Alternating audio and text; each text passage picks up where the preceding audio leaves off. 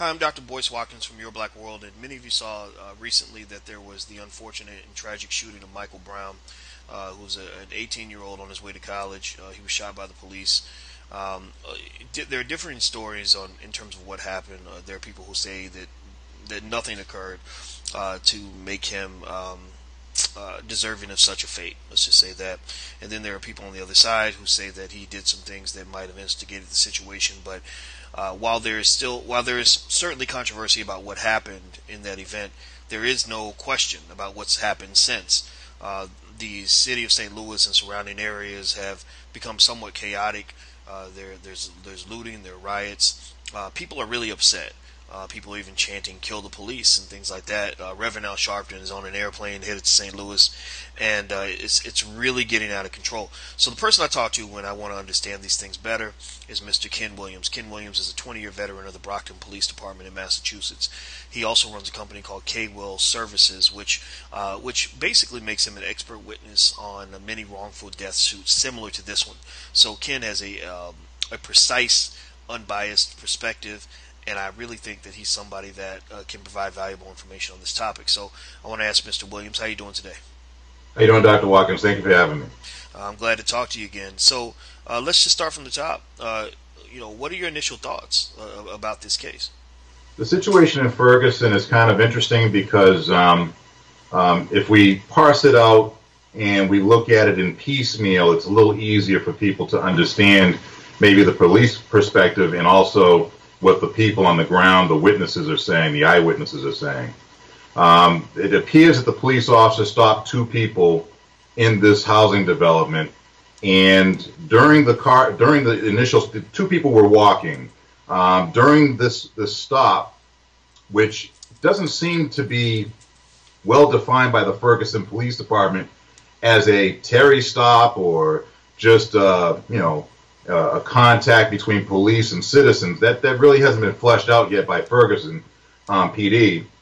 But during this encounter, police are saying that things escalated where, on their side of their version of events by their officer, a single officer, is that the citizen pushed on the officer is now wrestling with his firearm, and at some point in time, a shot is fired from within the police cruiser, and then another shooting scene happens 35 feet away from the police cruiser where Mr. Michael Brown was ultimately gunned down in the street, broad daylight, with all the people in this residential area looking on. Okay, so, as a former officers, as somebody who can understand how an officer might feel in a situation where they feel that they're threatened, assuming that that's what the officer felt, or let's assume that he wasn't, an officer that had a death wish for some other, for some helpless person on the street. Is there any scenario that you can envision where the officer might have been justified to do what he did? Well, let me base my answer on my own personal experiences. Maybe that might help out, because I want to make sure that when I answer this, that everyone in the community understands I'm an officer that was placed in several different critical incident situations where, one instance I had to draw my weapon and I had to shoot a white guy in a car trying to run me down after he committed a felony.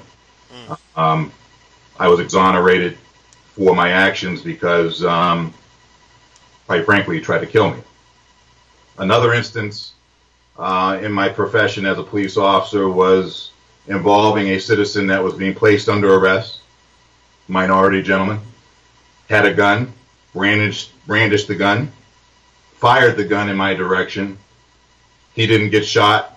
He didn't have return fire. He was arrested without further incident.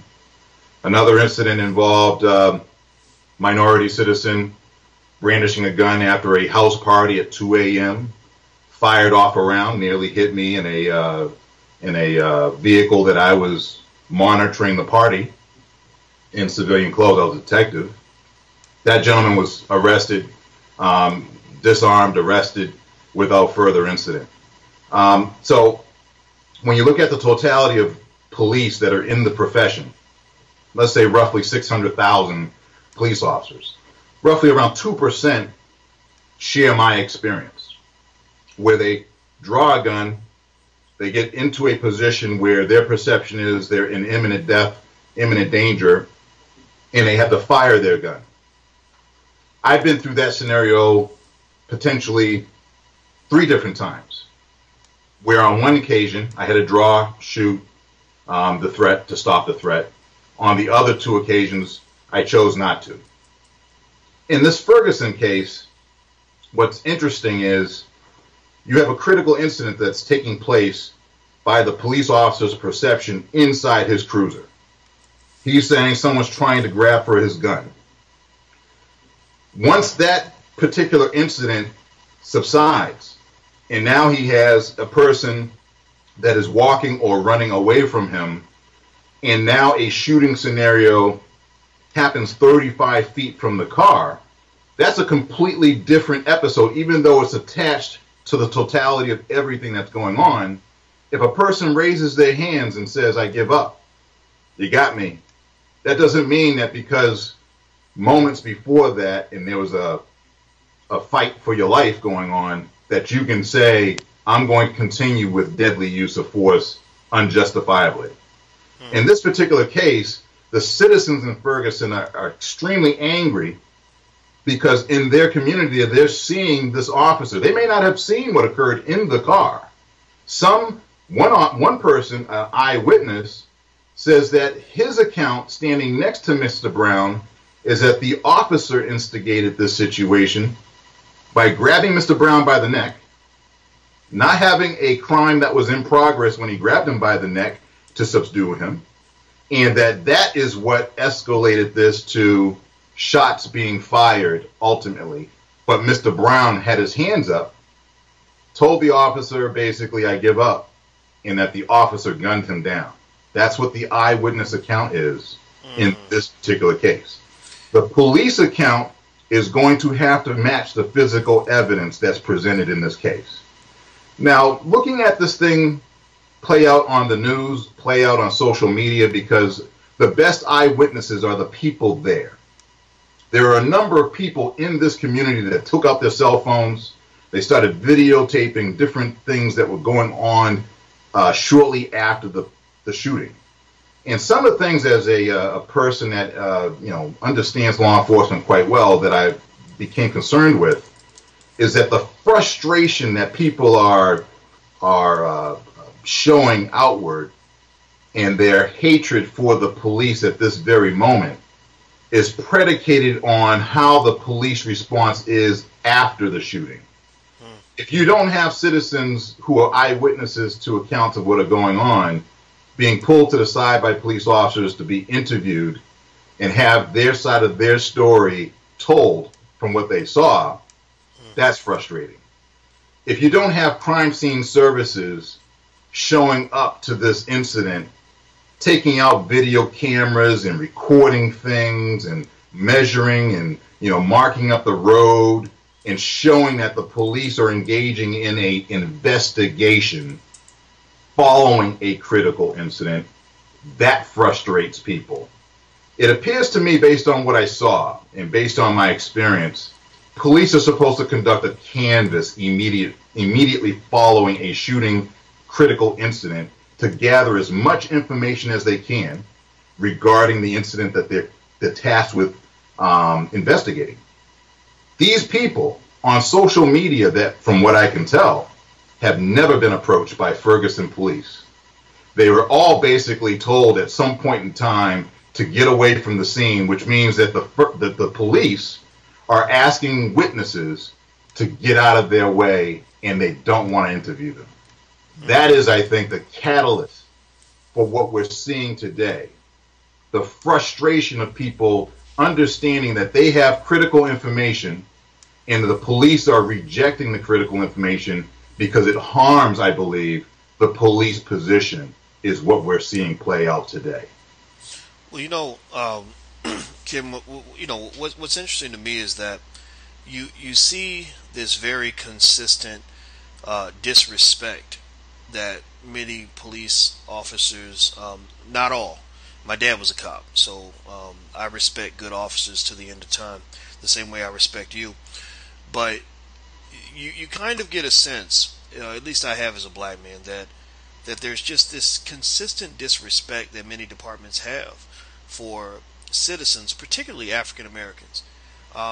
You'll see cases where an officer might cuss at somebody or threaten them, and say something like, I could plant drugs on you if I wanted to. I've seen an example of that, or I could kill you and nobody would know, or F you, or just these things that happen where it's like it's really dehumanizing, right? It's just sort of this ideal, this attitude that just says, I don't have to answer to you, I don't have to respect you, I don't have to treat you with decency, I don't have to treat you like a human being.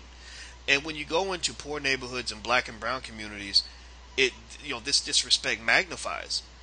There are so many examples that we can think of, particularly if you talk about Eric Garner.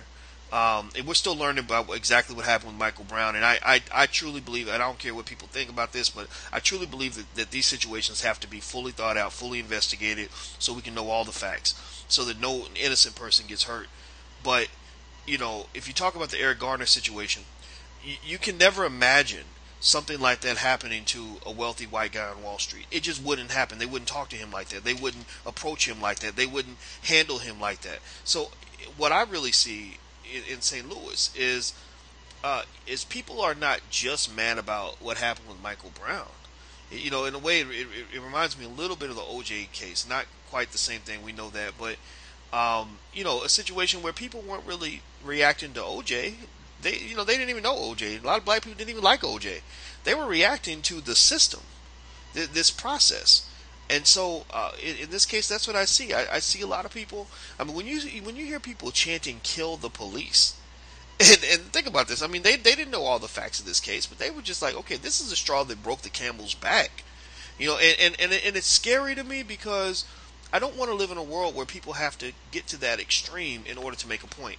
I don't think we want to go and have people that want to just kill any cop no matter what. I remember I heard a brother that I was talking to, who was a mentor of mine, who was a man that I respected so much, and I think he'd forgotten my dad was a cop, and I remember him saying, I hate police. If somebody kills a cop, it wouldn't bother me one bit. They should just kill them all. And I said, well, my father's a cop. I don't want anybody to kill my dad. And, now if he did something to deserve to be shot, then that's another thing. But if he didn't do anything to hurt anybody, I don't understand that ideal. But it seems that's the kind of anger, the kind of resentment that we're seeing. It almost seems that it's going to only get worse. You talk about St. Louis, the ready availability of guns. You got guns firing off everywhere now, and you've really got people who now are, instead of, it seems to me, and I'll let you talk now, or in 2 seconds on this, but it seems to me that before, in a lot of communities, when you talk about that black frustration, it didn't seem to bother people as much when black people were taking it out on each other. If a black man gets mad and kills another black man, then the system's like, okay, well, that's good. We can make money off the guy in the criminal justice system, and the other one, we can make money off him when we send him to the morgue, and it's two black men we don't have to deal with. But now they're turning that frustration toward the system, toward the authorities, toward the people that are, in my opinion, responsible for a lot of this oppression that might occur. And it seems that that's creating some sort of civil unrest, which it really even links to a lot of people that have actually speculated that the federal government has been preparing for this kind of unrest, that they're training for urban warfare, because they see indicators that things may get out of hand. What are your thoughts on this, as a law enforcement officer, as a black man, as a human being? In the community, in the United States, we have a problem where people get on police forces, and maybe because of their biases that existed, pre-existed biases before entering law enforcement, they bring these biases into law enforcement. And I don't care where you are working at in the United States, one of the questions that is never asked is, are you a racist? Have you ever committed a hate crime against the person? They may ask you general questions about, have you committed a misdemeanor, or have you committed a felony? But I think at this point in time, we need to consider that we have a long-standing history in America where superiority, white superiority, has killed black people. And that this thing about authority and superiority for some people that enter the profession of policing, they bridge these things together, and that they use that authority to go out, target specific people that they feel that they can target. If white people were subjected to the same things that black people are being subjected to, this would be a non-issue, because we have to look at it and say 186 million white people in the United States, there are roughly 50 million or so black people. It's been a long-standing history that the white people have been trying to oppress the black people. And all we have now in this police profession that is happening is we see black people speaking out. They're upset. They're saying that this is a long-standing problem in America. Why are the white people still trying to oppress them? Why is it that a white person can demand their ID and the black person isn't, there's no reasonable suspicion that they committed a crime? There's this white and black struggle over what exactly is a lawful order. When a police officer gives a lawful order, what does that mean? For a black person who hasn't committed a crime, isn't in the realm of a Terry versus Ohio kind of stop where there's reasonable suspicion, and I'm throwing out these, terms that are legal terms. They're looking at it and saying, why are you stopping me? If you're not stopping me for, suspicion of a crime, reasonable suspicion of a crime, why aren't you letting me go? The white people aren't being stopped and frisked like the black people are. The people of color in New York City had 4 or 5 million people stopped and frisked over the span of 7 or 8 years. And those people that were stopped and frisked 4, 5, 6 times. The people up in Manhattan were never stopped and frisked. So there's a different perception as far as how policing is going. And I understand that police officers, police administrators, city officials, they're going to say, well, we got to go where the crime is. And that's not the argument. The argument is, how are you conducting your investigations? How are you determining through your discretion that someone looks suspicious? And how are you using the power and the authority of the badge to stop and frisk a person that committed no crime? And then when you stop and frisk them and then you realize they committed no crime because they had nothing on them, you figure out a way to conveniently dismiss your actions even though you invaded their privacy. And then if the person starts to speak up and express the fact that they don't want to go along with you violating their rights, now you figure out a way to arrest them for disturbing the peace. Right. I agree with you. I think that what we understand about human nature is that people tend to go after what they perceive to be the most vulnerable target.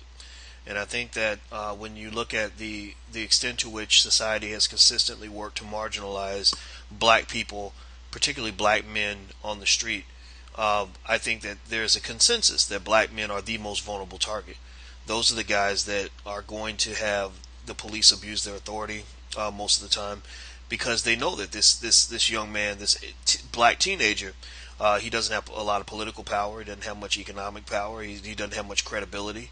And so even though we run into many situations where the officer's credibility in many cases is lower than that of the black teenager, who may not have even ever been arrested for anything in his life, that there may be situations where that authority is going to be abused and somebody's going to be hurt.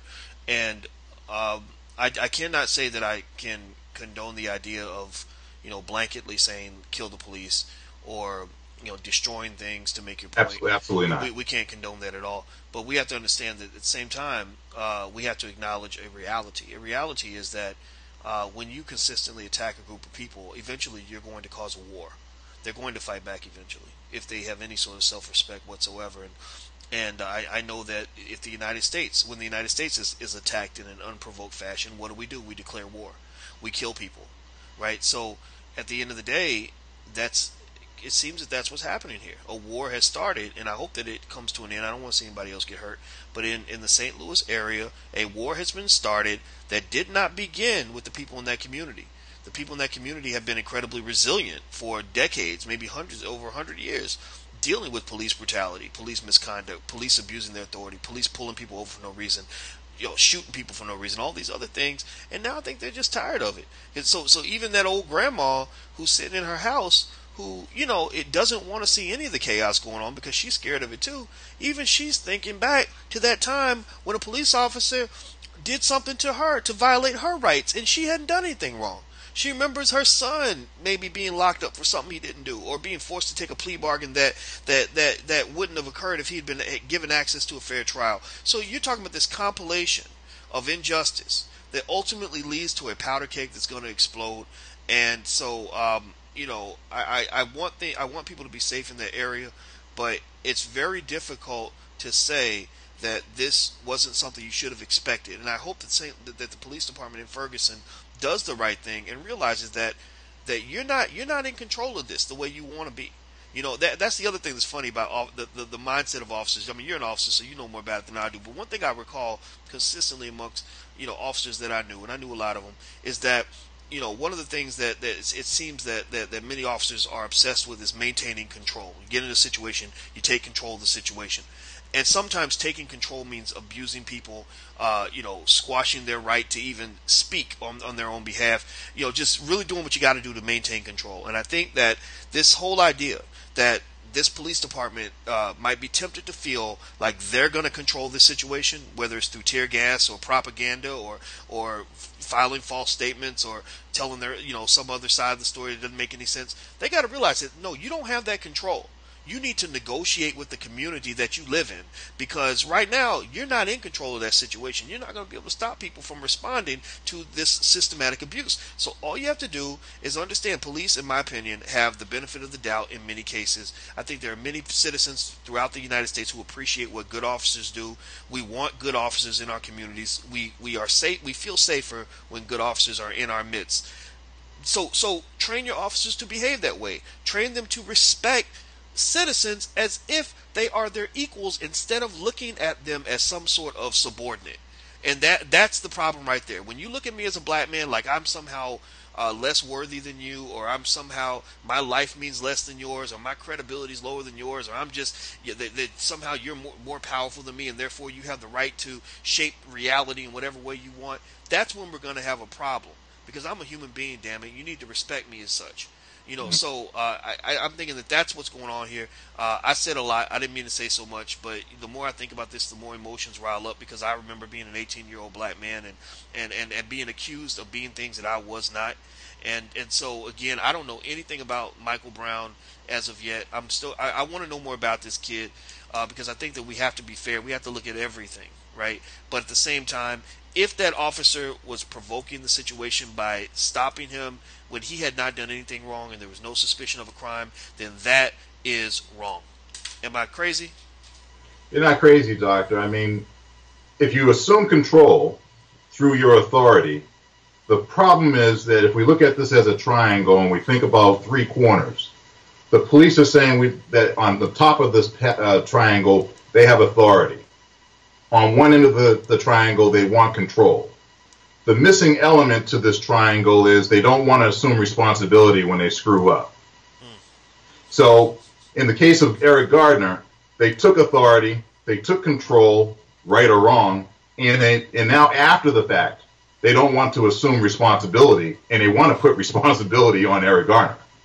So this is the mechanism that is pissing people off out here, because they're saying, look, even when we've given the police the benefit of doubt because there's a lack of evidence, credible evidence, there's maybe a witness that doesn't have a lot of credibility. They're saying that at the end of the day, if a videotape in Eric Garner's situation is an eyewitness, is an unbiased witness, and the police in New York are saying disregard the eyewitness, what kind of witness does it take to go and actually convict a police officer then? That's the problem. There you go. Well, I think we're learning a lot about America through what's happening in St. Louis, and once again, my prayers and my well wishes go out to to the families involved, and I just want people to be safe. You know, I don't want to live in a world where black people have to burn things down and attack anybody in order to make our point. Just treat people with respect. I think that'll go a long way. And speaking of respect, I have a lot of respect for you, Mr. Williams. Thank you so much for your time. Thank you, Dr. Watkins. I do appreciate it. Absolutely. And everybody, this is Mr. Ken Williams. You can check him out. His website is kwillservices.com. That's kwillservices.com. He's a 20-year veteran of the Brockton Police Department and also an expert witness in wrongful death trials and just a good all-around brother. And I'm Dr. Boyce Watkins from Your Black World. And until we meet again, please stay strong, be blessed, and be educated. We are gone. Peace.